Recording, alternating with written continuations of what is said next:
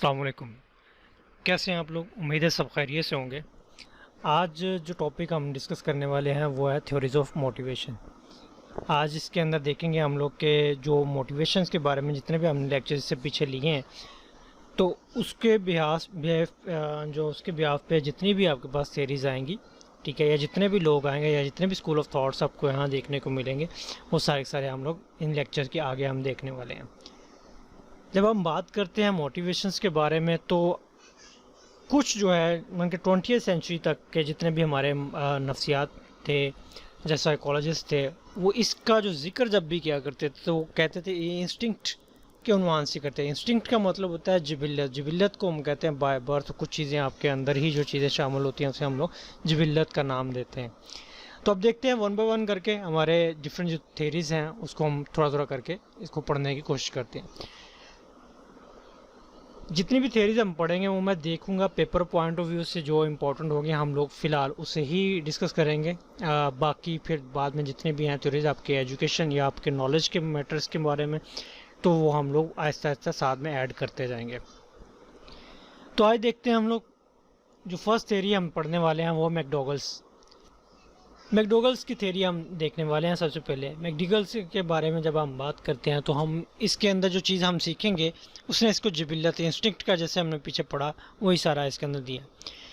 और मुहर्रक के बारे में भी जिबिल्लत का ही नज़रिया दिया थेरी। उसका बेसिकली कहना यह है, एक कोट उसका लिखा हुआ, all behaviour is energised by drives.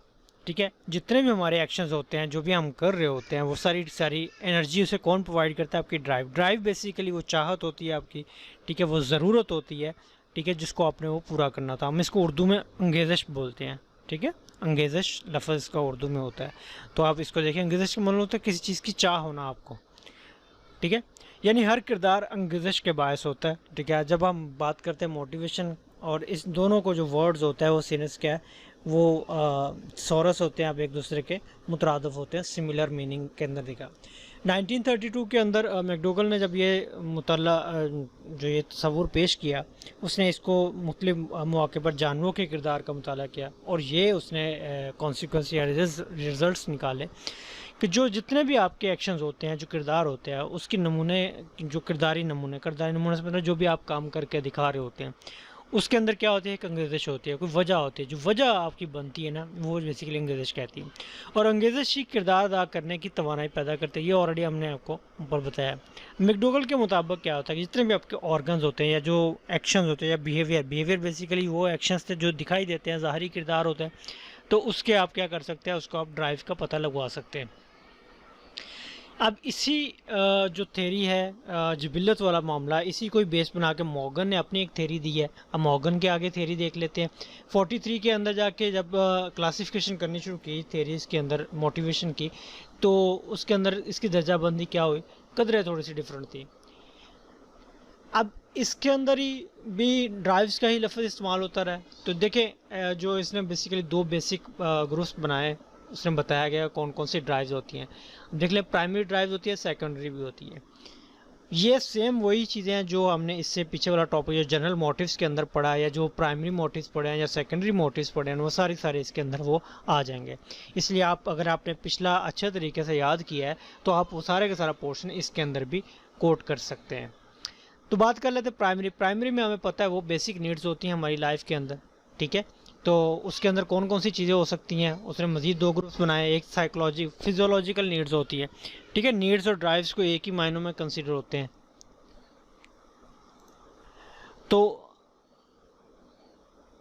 जो फिजियोलॉजिकल नीड्स होती हैं या ड्राइव्स होती हैं, वो हमारी ऐसी ज़रूरियात होती हैं जिसको हम किसी भी सूरत नज़रअंदाज नहीं कर सकते। मतलब भूख प्यास वगैरह हो गई, सारी की सारी जितने भी हमने प्राइमरी मोटिव्स के अंदर देखा है।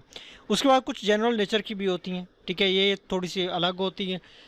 मतलब इनके पूरा होने से या ना होने से ज़िंदगी मौत में कोई फ़र्क नहीं आता है। हाँ, अलबत्ता अगर क्वालिटी की बात करें कि ज़िंदगी किसकी कितनी बेहतर अच्छी है, तो उस पर जब हम बात करते हैं तो जनरल ड्राइव्स भी इंपॉर्टेंस रखती हैं अपने आप में।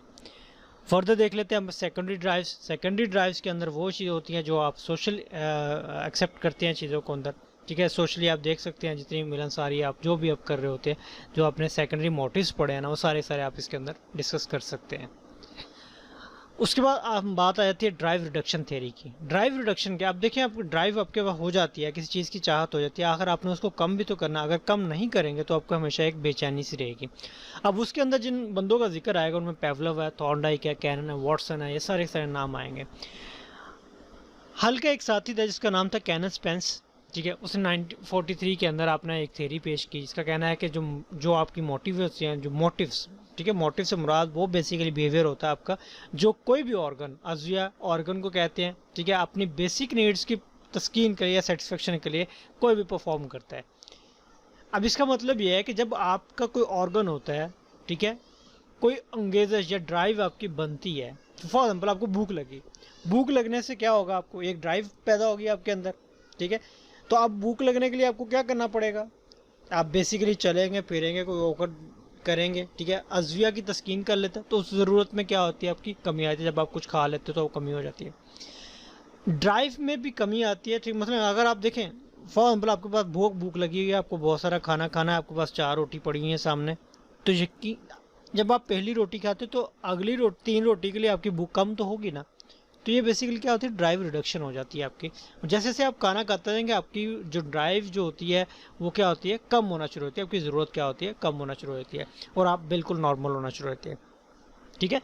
अब इसी को वो ड्राइव रिडक्शन थ्योरी कह रहा होता है, ठीक है।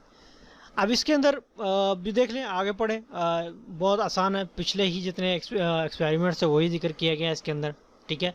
पेवलोव का सबसे पहले स्किनर बॉक्स है, फिर उसके बाद पेवलोव का भी आएगा, ठीक है। SROS भी हमने पढ़ा था, स्टिमुलस ऑर्गेनाइज रिस्पॉन्स, जिसे SOR कहते हैं, वो भी हमने देखा था।